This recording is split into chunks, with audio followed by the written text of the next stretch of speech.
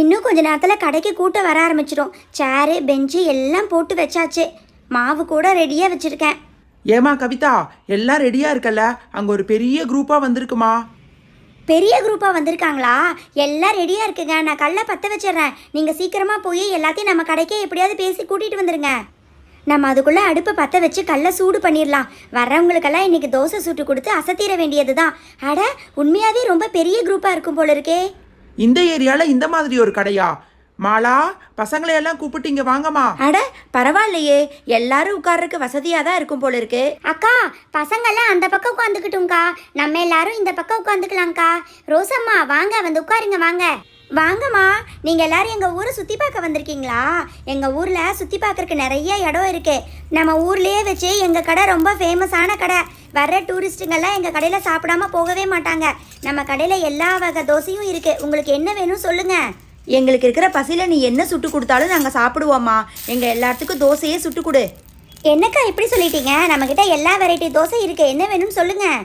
நாங்கள் கூட அடுத்தது சாப்பிட்டுக்குவோம். நீ முதல்ல பசங்களுக்கு சுட்டு கொடு. அவங்க தான் பாவம் தண்ணியில் விளையாண்டு ரொம்ப பசியோடு இருக்காங்க.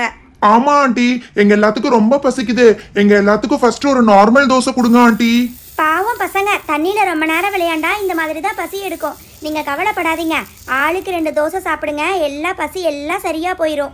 ஏமா, நீ இந்த ஊரில் எத்தனை வருஷமாக கடை போட்டுட்டு இருக்க? ஆமாம், இந்த ஊரில் வேற என்னென்ன சுற்றி பார்க்கறதுக்கு இருக்குன்னு கொஞ்சம் சொல்லு.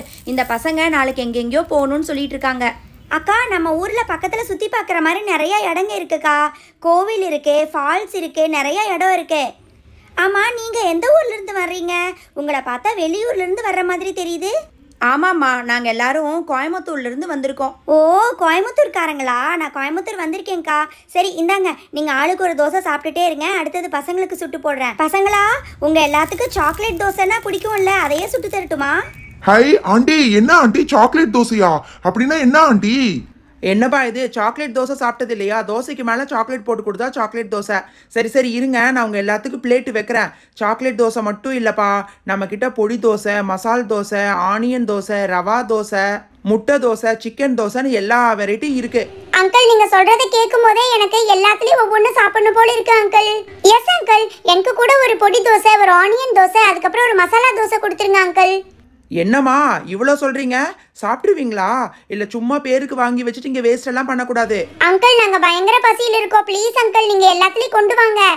அட ஏங்க, நீங்கள் வேற பசங்க பசியில் இருக்காங்க, அவங்கள போய் வம்பிழுத்துட்டு இருக்கீங்க. அதெல்லாம் நான் சுட்டு கொடுத்தா ஆளுக்கு 10 தோசை சாப்பிடுவாங்க. இருங்க இருங்க, ஃபஸ்ட்டு உங்கள் எல்லாத்துக்கும் ஃபஸ்ட்டு ஒரு பொடி தோசை தரேன். சாப்பிட்டுக்கிட்டே இருங்க, அதுக்குள்ளே அடுத்தது சாக்லேட் தோசை தரேன். ஆண்டி, நீங்க தோசை சுடுறத பார்த்தா சாப்பிடணும் போல ஆசையே இருக்கு ஆண்டி.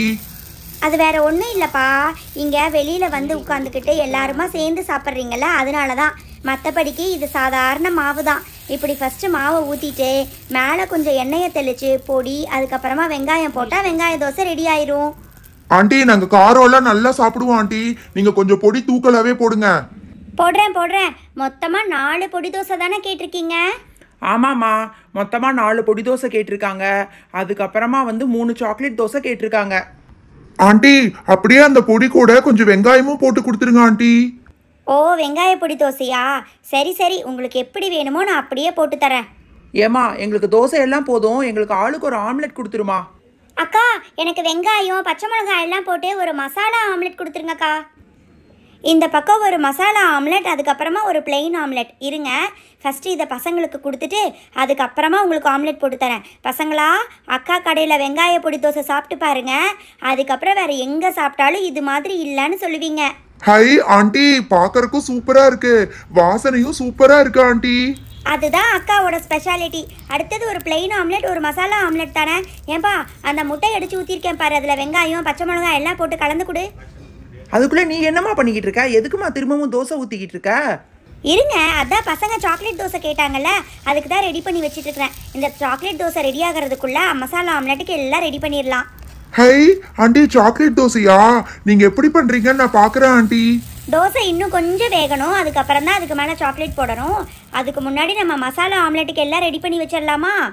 முட்டை கூட கொஞ்சம் வெங்காயம், பச்சை மிளகா, உப்பு, மிளகா பொடி எல்லாம் போட்டு கலந்தோம்னா மசாலா ஆம்லெட் ரெடி ஆயிரும். ஆண்டி, நீங்க ஆம்லெட் செய்யறத பார்த்தா எங்களுக்கும் ஆம்லெட் சாப்பிடணும் போல இருக்கு. எங்களுக்கும் ஆளுக்கு ஒரு ஆம்லெட் கொடுத்துருங்க ஆண்டி. ஏண்டா பண்டி, சும்மா எல்லாத்தையும் வேணும்னு கேட்டுட்டு இருக்கீங்க? சாப்பிட போறீங்களா இல்லை வேஸ்ட் பண்றீங்களா?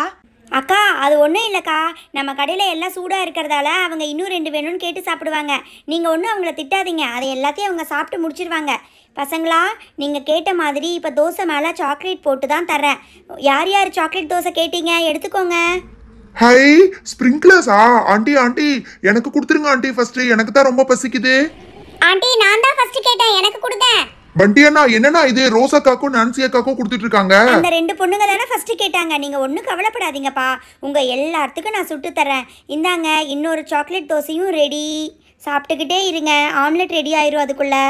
வாஹா, உண்மையாவே இது பார்க்கறதுக்கு ரொம்ப கலர்ஃபுல்லா இருக்கு ஆண்டி. எங்க மாம் கிட்ட சொல்லி நானும் இதே மாதிரி வீட்ல பண்ணி சாப்பிட போறேன். சரி, அடுத்தது யார் யார் மசாலா ஆம்லெட் கேட்டீங்க? ஆண்டி எனக்கு ஒன்று கொடுத்துருங்க. ஏமா இந்த பக்கம் ஒரு 4 ஆம்லெட்டு, அந்த பக்கம் ஒரு 5 ஆம்லெட்மா, மொத்தமாக 9 மசாலா ஆம்லெட். ஒன்றும் கவலையே படாதீங்க, 2 நிமிஷத்தில் உங்கள் எல்லாத்துக்கும் ஆம்லெட் ரெடி ஆயிரும். அப்பா அப்பா அடுத்தது நம்ம எங்க சுத்தி பார்க்க போறோம்? அண்ணா, இங்கே பக்கத்துலேயே ஒரு பேலஸ் ஒன்று இருக்குண்ணே, அதை பார்த்தீங்களா இல்லையா? சாயந்தர நேரத்தில் போய் பார்த்தீங்கன்னா ரொம்ப நல்லா இருக்குண்ணே. காலையில் போனீங்கன்னா ரொம்ப கூட்டமாக இருக்கும், இப்போ போனீங்கன்னா சீக்கிரம் பார்த்துட்டு போயிடலாம். எங்கம்மா இவங்க எல்லாரும் வாங்கி வச்சிருக்கிற தோசையை சாப்பிட்றக்கே இன்னும் 2 மணி நேரம் ஆகும் போல இருக்கே. நானும் பண்டி அண்ணாவும் சாப்பிட்டாச்சு, நான்சி அக்கா தான் சாப்பிடல. டே சிண்டு, நான்லாம் சாப்பிட்டுருவேன். ரோஸ் தான் இன்னும் சாப்பிடாம வச்சிருக்கா பாரு. கமான் கைஸ், நான் வாங்கின ஆனியன் தோசை ஆல்ரெடி சாப்பிட்டாச்சு. எனக்கு இந்த சாக்லேட் தோசை மட்டும் தான் இருக்கு. இங்க பாருங்க, வாவ், இது உண்மையாவே ரொம்ப கிறிஸ்பியா சிப்ஸ் மாதிரி இருக்கு. உண்மையாவே சூப்பர் டெலிஷியஸா இருக்கு ஆண்டி. டே சிண்டு, நம்ம எல்லாரும் சாப்பிட்டாதாண்டா அந்த பேலஸ் கூட்டிட்டு போவாங்க. சீக்கிரம் சாப்பிட்டு முடிங்க, ரொம்ப லேட் பண்ணீங்கன்னா அதுக்கப்புறம் நாளைக்கு போலான்னு சொல்லிடுவாங்க. சூப்பரா இருக்குடா சிண்டு, நீயும் சீக்கிரமா எடுத்து அந்த ஆனியன் தோசையை சாப்பிட்டு முடிடா. அக்கா நான்லாம் 2 நிமிஷத்துல சாப்பிட்டு முடிச்சிருவேன்க்கா. பசங்களா, அடுத்தது யார் யார் மசாலா ஆம்லெட் கேட்டீங்க? ஆம்லெட்டும் ரெடி ஆக போகுது, யாரும் வேஸ்ட் பண்ணாமல் சாப்பிட்டு முடிக்கணும், சரியா? ஏமா இங்கே 2 மசாலா ஆம்லெட் கேட்டிருந்தமே, இன்னும் வரவே இல்லைம்மா. அண்ணா, பசங்களை பார்த்துட்டு இருந்ததில் உங்களை மறந்தே போயிட்டேன். இந்தாங்கண்ணே மசாலா ஆம்லெட் சாப்பிட்டு பாருங்க. என்னம்மா இது இவ்வளோ பெருசாக இருக்கு? இது சாப்பிட்டா 2 நாளைக்கு பசி கேட்கும் போல இருக்கு. அக்கா, அடுத்தது நீங்கள் தானே கேட்டீங்க, இந்தாங்கக்கா உங்களுக்கு ஒரு ஆம்லெட். ஆண்டி என்னது ஆண்டி, அடுத்தது ஏதோ சப்பாத்தி மாதிரி போட்டுட்டு இருக்கீங்க. ஐயோ ஏமா நீ பாட்டுக்கு சப்பாத்தியெல்லாம் எடுத்து பசங்களுக்கு போட்டுறாதம்மா, முதல்ல அவங்க போட்ட வரைக்கும் முடிக்கட்டும். அக்கா, என்னக்கா நீங்கள், நம்ம கடை சப்பாத்தினா எல்லாரும் வேணும் வேணும்னு கேட்டு சாப்பிடுவாங்க. ஆளுக்கு ஒரே ஒரு சப்பாத்தி மட்டும் சாப்பிட்டு பாருங்கக்கா. ஐயோ போதும்மா, இதுவே கழுத்து வரைக்கும் சாப்பிட்ட மாதிரி இருக்கு. தயவு செஞ்சு இதுக்கு மேலே நீ சப்பாத்தி பரோட்டான்னு எதையும் போட்டுறாத. ஆண்டி அதை பாக்குறக்கே சூப்பரா இருக்கு, எங்களுக்கு வேணா ஆளுக்கு ஒன்று போடுங்க ஆண்டி. ஐயோ என்னங்க இது, பசங்க வேணும் வேணும்னு கேட்டு சாப்பிட்டுக்கிட்டு இருக்காங்க. உண்மையாவே சாப்பிட்டு தான் இருக்காங்களா இல்ல என்ன பண்ணிக்கிட்டு இருக்காங்க? பெரியமா, நாங்க எல்லாரும் பிளேட்ல இருக்கிறத காலி பண்ணிட்டு தான் வாங்குறோம் பெரியமா. இங்க பாருங்க, எல்லா தோசையும் ஃபினிஷ் பண்ணியாச்சு பெரியமா. ஏமா இதுக்கு மேலே நீ தயவு செஞ்சு அடுப்பு ஆஃப் பண்ணிட்டு மொத்தமாக நாங்கள் சாப்பிட்டதுக்கு எவ்வளோ பில் ஆச்சுன்னு முதல்ல சொல்லுமா.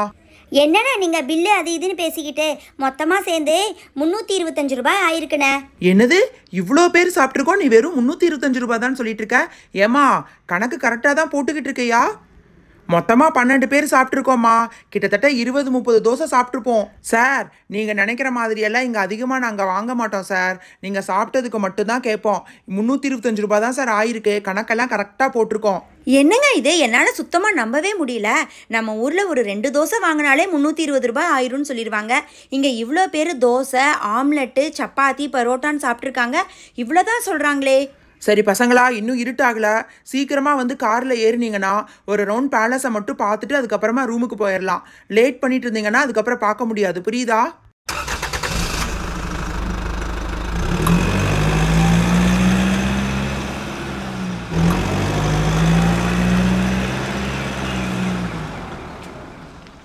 ஹே கைஸ், இந்த பேலஸை நான் எங்கேயோ பார்த்துருக்கேன், பட் இது ரொம்ப குட்டியா இருக்கே. அந்த அங்கிள் எங்க? இந்த பேலஸை பத்தி நான் ஏற்கனவே நிறைய வீடியோஸ் பார்த்துருக்கேன் கைஸ். ஆமாம் பண்டியண்ணா, அங்கே பாருங்க மேலே உட்காந்துட்டு இருக்கிறது எல்சா தானே? எல்சாவோட பேலஸ் தான் நினைக்கிறேன் இது. தட்ஸ் ரைட் ராகுல், இது வந்து ஃப்ரோசன் குயின் எல்சா இருக்காங்க இல்லையா, அவங்களுடைய பேலஸ் தான்.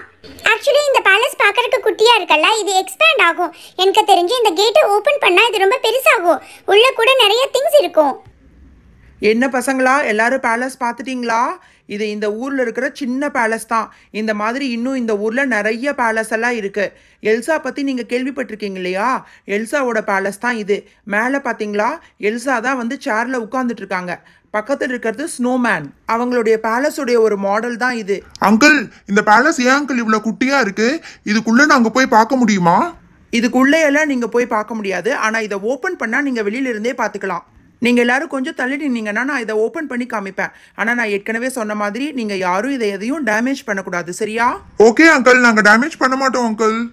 சரி வெயிட் பண்ணுங்க. இங்கே டோர் மாதிரி இருக்குது பார்த்தீங்களா? இதை இப்படி இழுத்தோம்னா இது அப்படியே எக்ஸ்பேண்ட் ஆகும். அது மட்டும் இல்லை, லெஃப்ட் சைடில் ஒரு பெரிய போர்ஷன் ஓப்பன் ஆகும். நான் ஓப்பன் பண்ணி காமிக்கிறேன். உள்ள லைட்ஸ் கூட இருக்குது. ஹை பண்டி, ரோஸ் சொன்ன மாதிரி இது உண்மையாவே ஓப்பன் ஆகுது பண்டி. உள்ள பார்க்கறதுக்கு ஒரு குட்டி பேலஸ் மாதிரியே இருக்கு. இதுதான் எல்சாவுடைய கேசலுடைய இன்னர் போர்ஷனுடைய மாடல். பார்த்தீங்கன்னா தெரியுதா? உள்ள ஸ்டார்ஸ் எல்லாம் கூட இருக்கு. அது மட்டும் இல்லை, உள்ள வந்து கொஞ்சம் எல்சாவுடைய சேர், அதுக்கப்புறமா காட் எல்லாம் இருக்கு. ரோசக்கா, நீங்க சொன்ன மாதிரி இது எல்சா படுக்கிற பெட்டு தான் நினைக்கிறேன். அங்கிள், இந்த பெட்டை எடுத்து இது மேல எல்சாவை படுக்க வச்சு பார்க்கலாமா அங்கிள்? ஆமாப்பா, அது கூட பெட்டோட மாடல் தான். நீயே அதை எடுத்து பாரு. ரோசக்கா, நீங்க சொன்னது கரெக்ட் தான். இது கேசலுக்கு மேலதான் வரும். பண்டி அண்ணா இருங்க, இது நான் எங்க போடணும்னு சொல்றேன். இது இந்த கேசல்ல மேல ஒரு இடம் கொடுத்துருக்காங்கல்ல, இங்க போட்டு நம்ம எல்சாவை இது மேல படுக்க வச்சுக்கலாம்ண்ணா.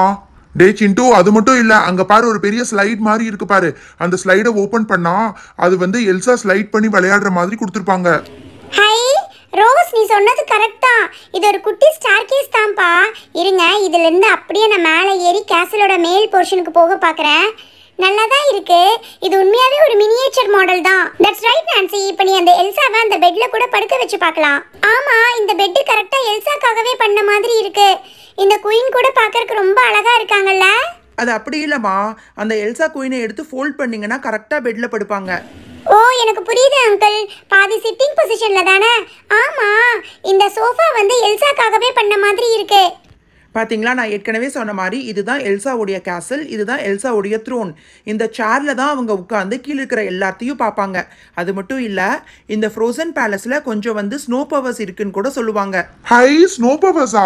நான் கூட கேள்விப்பட்டிருக்கேன். அப்படின்னா அடிக்கடி இங்க ஸ்னோ பேயுன்னு சொல்லுவாங்களே அங்கிள். நாங்க இவ்வளோ பேர் வந்திருக்கோம். அந்த ஸ்னோ பவர்ஸ் ஒர்க் ஆகுமா அங்கிள்? டே சிண்டு, அந்த ஸ்னோ பவர்ஸ் எல்லாம் சும்மா ஒர்க் ஆகாதுடா. ஏதாவது ஒரு மேஜிக் பட்டன் இருக்கும். அந்த பட்டனை ப்ரெஸ் பண்ணாதாண்டா ஸ்னோ பவர்ஸ் ஒர்க் ஆகும்.